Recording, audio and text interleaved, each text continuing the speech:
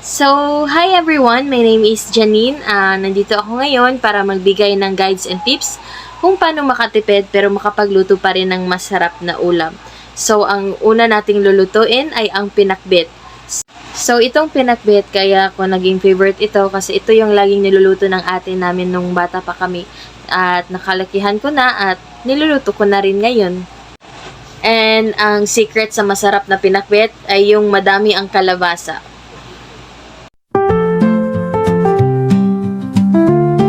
So ngayon, punta muna tayo sa palengke at bibili tayo ng gulay at isda. So yung bibilhin natin na gulay ay already slice at mix na siya o tinatawag natin na sari-sari. 60 yung kilo ng gulay, so bibili lang tayo ng kalahati kasi madami na ito. Pero depende pa rin sa'yo sa pag-estimate kung ilan kayo sa bahay. At sa isda naman, bibili tayo ng kalahati rin o pwede namang 1 kilo para sa stock sa ref. Pero sa pinakbet natin, mga 2 o 3 isda lang ang kailangan. At syempre, huwag kalimutan ng oyster sauce. 1 sachet lang ng oyster sauce ang isisoning natin sa gulay. Di ko na minention yung mga ibang ingredients na meron na sa bahay pero mamaya isali pa rin natin ang mga ito. So ito na, maghanda na tayo sa mga ingredients. Una, kailangan natin ng mantika, bawang, sibuyas, sari-sari, huwag kalimutang hugasin ha, pinipira-pirasong isda, toyo, asin, konting asin lang kasi may toyo na tayo, oyster sauce, 1 cup of water, yung cup ng rice cooker ang estimated na water ha, at ayun na, ready na for cooking! So una, painitin muna natin ang kawali. Kapag mainit-init na, ilagay natin yung mantika.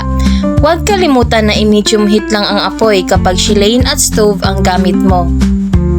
Kapag mainit na yung mantika, ilagay na natin yung bawang at gisahin. At isunod naman natin ang sibuyas, tas gisahin na naman.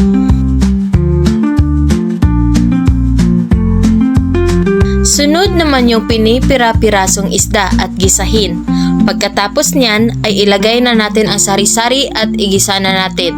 Mga minuto lang natin ito igisa. Ikaw na mag-estimate nito kung gaano katagal mo igisa. At pagkatapos ay ilagay na natin ang oyster sauce, ang toyo, mga 2 sandok lang ang ilagay natin na toyo, at ilagay din natin ang 1 cup of water at takpan. Hintayin na magkulo ito at buksan ulit. At paalala na lagi mong i-check ang iyong niluto baka kasi mapagod ito. Kapag nakita mo na hilaw pa yung gulay, lagyan mo ulit ng tubig at takpan. At kapag gusto mo naman ng half cook, ikaw na ang mag-estimate nito kung gaano kaluto ang iyong gulay. Basta ang palatandaan na luto na yung gulay ay tama-tamang konti na ang sabaw at malambot na yung kalabasa at ibang sahog.